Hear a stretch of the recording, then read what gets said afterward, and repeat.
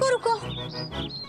अरे बंधू, कामावर जाणाऱ्या माणसाला असं अडवू नये रे. अरे दादा मी कुठे अडवतोय?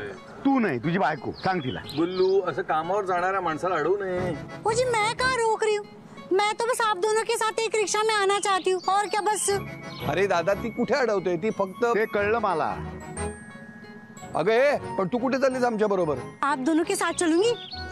पेड़ के पास जाएंगे, पूजा करेंगे, फिर आप दोनों ऑफिस चले जाना आगे. हे चांगलं आहे ते, पण तोपर्यंत मी काय करू? दादा, पूजा में बस 5 मिनट लगेंगे. हाँ ठीक आहे, चला. ओ जी दादा, मैं बस पूजा की थाली भूल गई. 2 मिनट में आती हूँ. 2 मिनट बस बस.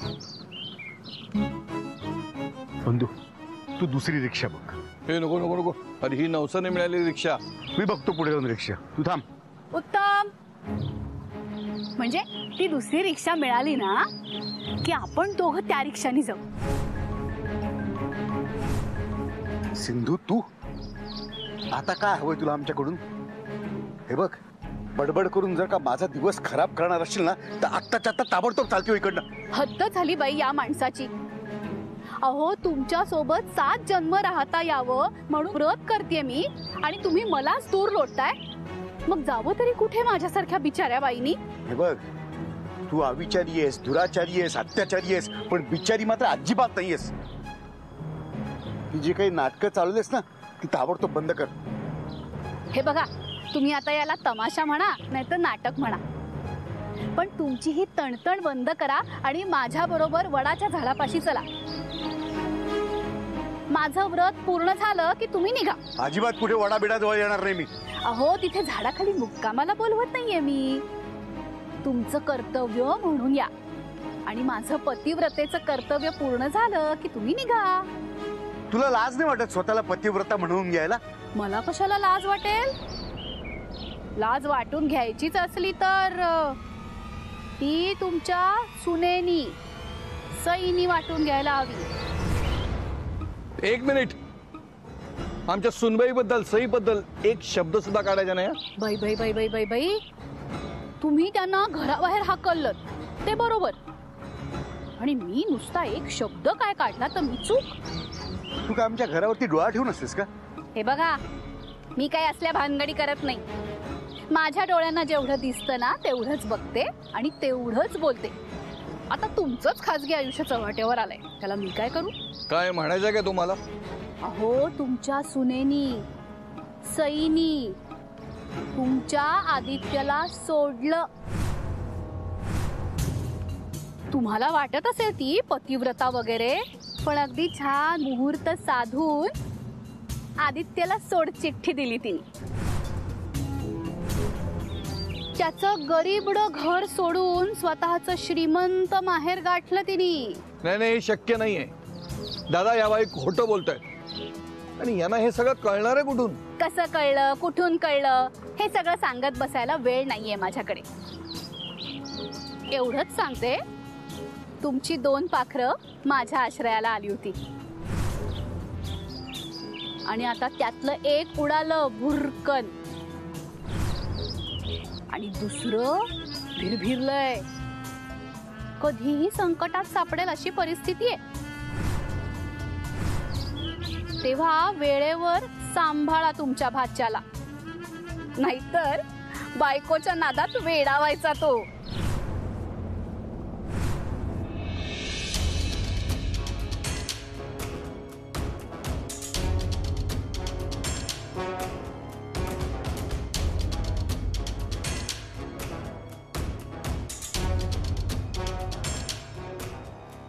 आज पण आजचा दिवस या घाण्यातच जाणार आहे. जाणार नाही म्हणजे तुमचा नाही जाणार, माझा जाईल. मी शोधतो आज 1 तास, सापडेल मला. तुम्ही बाहेर बसा, मी शोधतो पाहिजे. आई, पेटी पेटी शोधायची ना साहेबांसाठी, परत दाखवते. तुम्ही बाहेर बसा. थँक्यू. हा.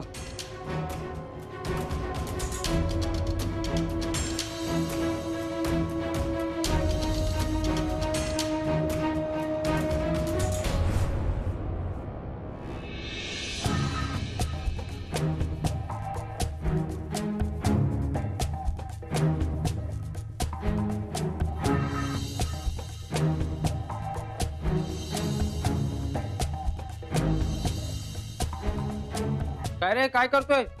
नाही काही नाही, हे जळालेली कागदपत्र होती खाली म्हणून.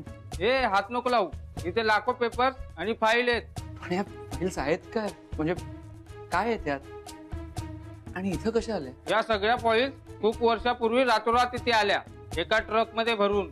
त्या कसल्या आहेत हे मलाही माहित नाही, पण या फाईल तिथे आल्या आणि जेडी साहेब इथून गायब झालेत. ही ना 20 वर्षापूर्वीची गोष्ट आहे, हे मला माझ्या पप्पांनी सांगितलंय. पण एक गोष्ट मला पक्की माहिती आहे, ते आदित्य ग्रुप ऑफ कंपनीचे मालक विजय देसाई आणि त्यांची बायको ऍक्सिडेंट मध्ये गेल्या आणि काहीतरी लफडा झाला. आदित्य ग्रुप ऑफ कंपनीज आणि तुमच्या जेडी साहेबांचा काय संबंध? संबंध आहे काहीतरी, पण त्याच्याबद्दल बोलायचं नाही, कारण जेडी साहेब खवळतात आणि एवढे रागवतात की जीव घेतात समोरच्याचा. तेव्हा तू पण काही बोलू नको आणि बघू तर बिलकुल नको, मागात पडेल तुलाच. चल जाऊ दे, आपल्याला जे सांगितलंय ते शोधूया. चल.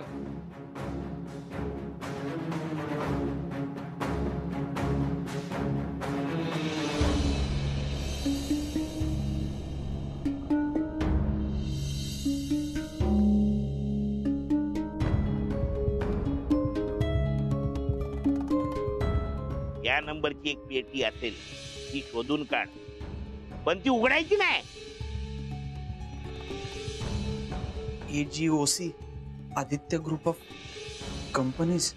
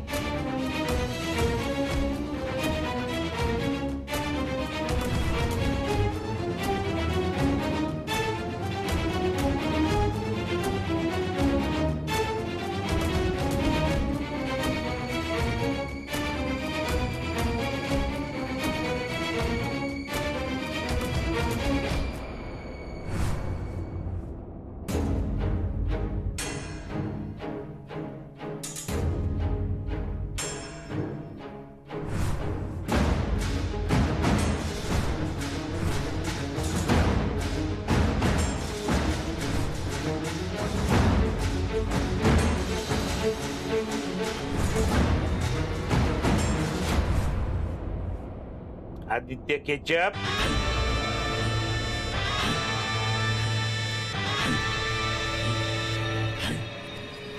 काय झालं रे आदित्य? घाबरला काय तू? घाबरला? नाही घाबरण कशाला? अरे पण तुझ्या चेहऱ्यावर तर नुकताच शावर मधून बाहेर आल्यासारखा घाम दिसतोय.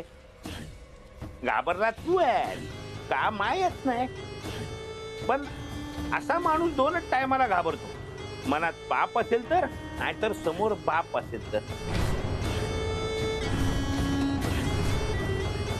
तुझ्यासारख्या संत माणसाच्या मनात पाप असणं तर शक्यच नाही. याचा अर्थ तुला तुझा बाप दिसला. दिसला बाप दिसला? बोल ना, दिसला काय? मग आता बाप नाही तर माझी ती पेटी, पेटी तरी दिसली काय? अरे तुला पेटी सापडली आहे, मग मला काय सरप्राईज द्यायला लपवून ठेवली होती? भेटली ना पेटी, चल निघत, चल निघ.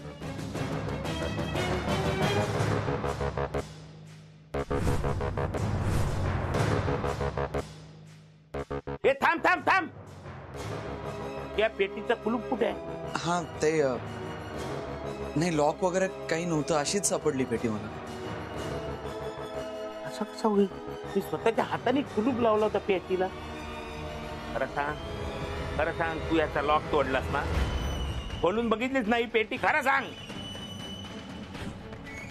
जेडी सर, मी तर माणसावर हातही उगारू शकत नाही, तुमच्या पेटीचं लॉक तोडायची हिंमत कशी करेन?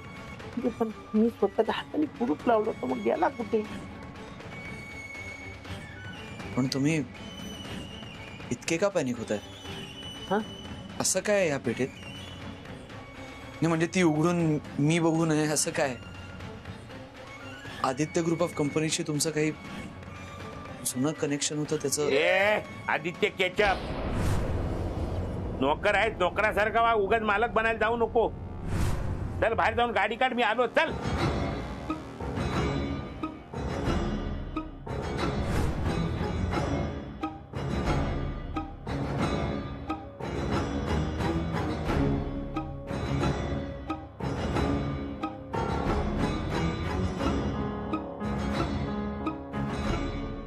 विजय देसाईंचं डेथ सर्टिफिकेट, त्या ऍक्सिडेंटचे फोटो, आणि त्या फोटोमध्ये जर जेडी बरोबर तो माणूस, तो जर विजय देसाईच असेल तर जेडीचा त्यांच्या मृत्यूशी संबंध असेल का?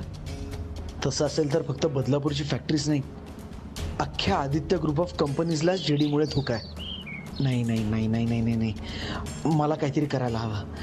या सगळ्याची डिटेल माहिती मिळायला हवी. पण कशी? जेडीने इथं असलेल्या सगळ्या फाईल, सगळे पुरावे जर जाळून मिळून टाकले तर? मला तर तो आता आत जाऊ देणार नाही. पण मग मी काय करू? काय? पोलीस, येस, पोलीसच जर इथे आले आणि त्यांनी या जागेची झडती घेतली तर जेडी काहीही करू शकणार नाही आणि सगळ्यांनाच खरं काही ते कळू शकेल. येस, मी पोलीस स्टेशनला जातो. त्याआधी बंधू मामाकडे जाऊन काही लिगली होऊ शकतं का बघायचं का? किंवा भाई मामा माहिती काढू शकेल, किंवा दादा मामा. नको, आत्ता ती वेळच नाही. आदित्य कश्यप, हीच ती वेळ पोलीस स्टेशनला जाण्याची. थांबा, पोलीस स्टेशनला चाललात का? नाही, कोण म्हणलं? आता तूच म्हणालास ना पोलीस स्टेशनला चाललो म्हणून. हां, रेल्वे स्टेशनला जायचंय म्हणत होतो. माझे मामा येणार आहेत ना गावावरनं, त्यांना पिकअप करायचं आहे.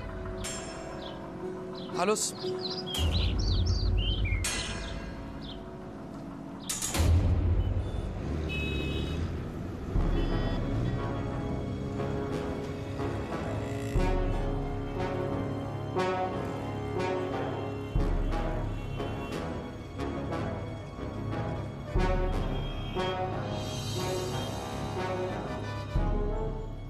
ठीक आहे, बॅग तुझी. मी काय म्हणतो? नाही, बोल तू. बोल, तू बोल. नाही, तू बोल. माझं काही फार महत्वाचं नाहीये. महत्वाचं नसेल तर तू बोलणारच नाहीस. पण तू प्रत्येक वेळा वादच घालायचं ठरवलंयस का? तू बोल ना काय ते. अरे मी कुठे वाद घालतोय? मग बोल आता. मी बोलल्यानंतर तू बोल. ठीक आहे, बोला. दादा, आपण आदित्यला कॉन्टॅक्ट करूया का? अरे, तुझ्याही मनात नेमकं ते झालं म्हणजे तुला पण तसंच वाटलं? हा, मनात होतं म्हणजे काय तसं होतं असं नाही. माझ्या आहे. आपण त्याची जरा विचारपूस करूया, त्याला काय हवं नको ते बघूया, आणि नेमकं काय घडलं ते खरं खोटं तपासून बघूया ना. नाही, त्याला भेटूया नको, पण फोन तर करूया ना. करूया का? काय वाटतं तुला? हा, म्हणजे मला काही वाटत नाही आहे, अजिबातच वाटत नाही. पण आता तुला जर का वाटत असेल तर मग कर फोन. तू काय करतोस ना फोन? लगेच लावू? हा, म्हणजे मग काळजी काय एकदाची ती मिटून जाऊ दे ना तुझी.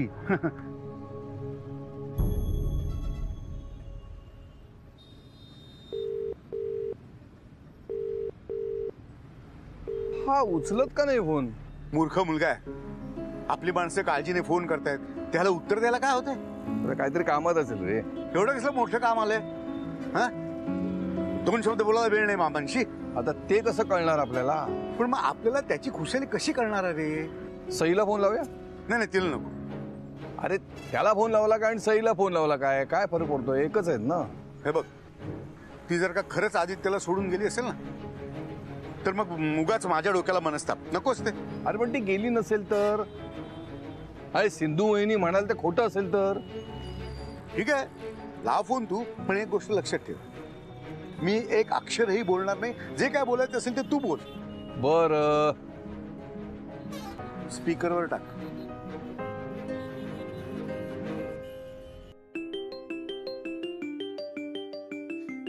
बंधू मामा,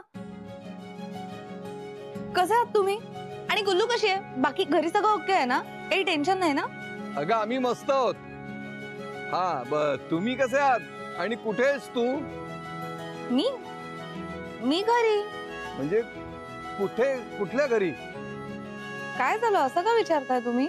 अगं सई, का विचारतो ते सोड, काय विचारतो ते सांग. तू माहेरी का गेलीस? तुझं आणि आदित्यचं काय भांडण वगैरे झालंय का?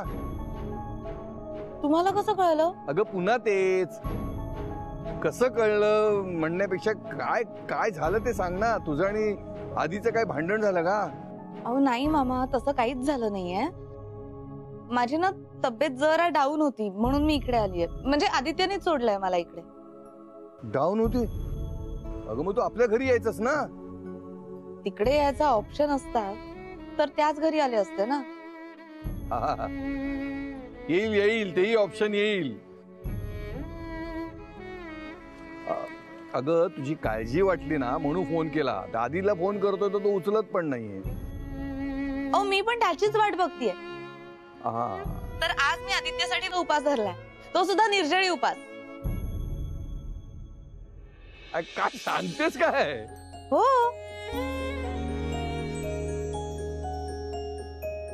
बरं ठेवू फोन? हो चालेल. झालं समाधान? काही झालं नाहीये. आदित्य आणि सई उत्तम आहे. हो, समोरून सगळं ठीक दिसत असलं ना तरी काहीच ठीक नाहीये साहेब. साहेब, जेडी साधा सरळ माणूस अजिबातच नाहीये. हो, त्याला ओळखणारा प्रत्येक माणूस, स्वतः जेडी सुद्धा त्याच्या पास्ट बद्दल इतक्या भयानक गोष्टी सांगत असतो ना. आणि मला खात्री आहे त्याच्या भूतकाळातल्या सगळ्या इलिगल गोष्टी त्यांनी त्या गोडाऊन मध्ये लपवून ठेवल्या. मग तुम्ही छापा टाका तिथे. मी तुम्हाला सांगतोय ना, मी गॅरंटी देतो तुम्हाला खूप मोठे खुलासे होतील त्या जेडीच्या सगळ्या क्रिमिनल गोष्टींबद्दल सुद्धा. आणि महत्वाचं म्हणजे आदित्य ग्रुप ऑफ कंपनीज बद्दल सुद्धा. जेडी खूप मोठा क्रिमिनल आहे. मी माझ्यावर विश्वास ठेवतो. हे बघा मिस्टर आदित्य कश्यप, तुमच्या विश्वासावर गॅरंटीवर जग चालत नाही. तुम्ही कोण कुठले मी तुम्हाला ओळखत. हो पण आणि गुणाची तक्रार नसताना, कुठलाही ठोस पुरावा नसताना कुणाच्याही प्रायव्हेट प्रॉपर्टीवर पोलिसांना छापा मारता येत नाही. मग मी नोंदवतो तक्रार. मी त्या सगळ्या गोष्टी स्वतःच्या डोळ्यानं बघितल्यात. मी लिहून द्यायला तयार आहे ना. मी फोटोज काढून आणलेत साहेब. मला सगळं माहितीये. मी त्या जेडीकडेच काम करतो. तो कामाला आहेत तर गुपचूप काम करा ना.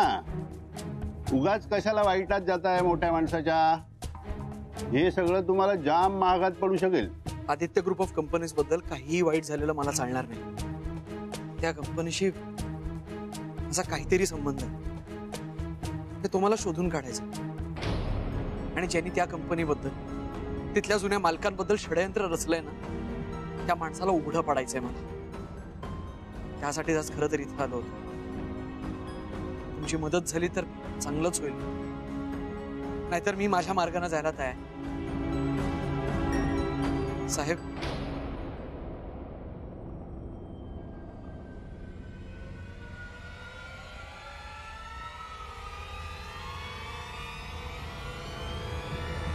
जेडी साहेब. बोले दलिंदर, बोल.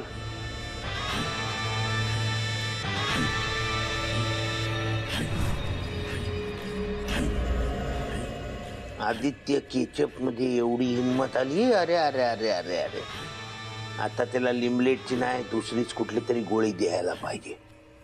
मी बघतो काय करायचं. ठेव तू, चाल.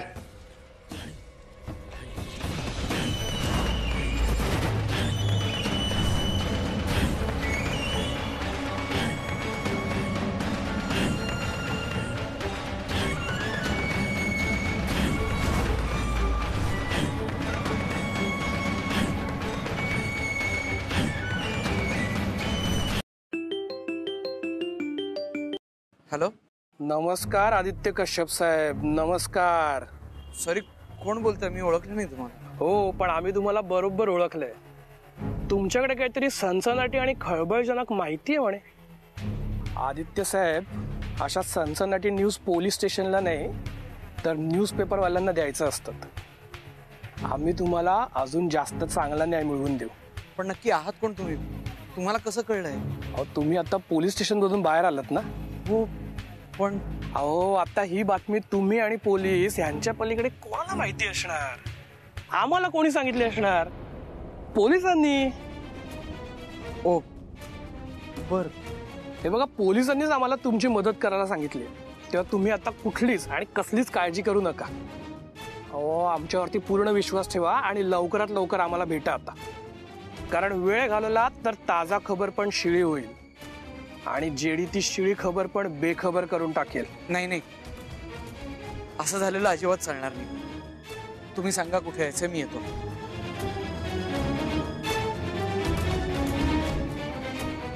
निरंजन चौक पोलीस स्टेशन सर्कलच्या इथे भेट लवकर.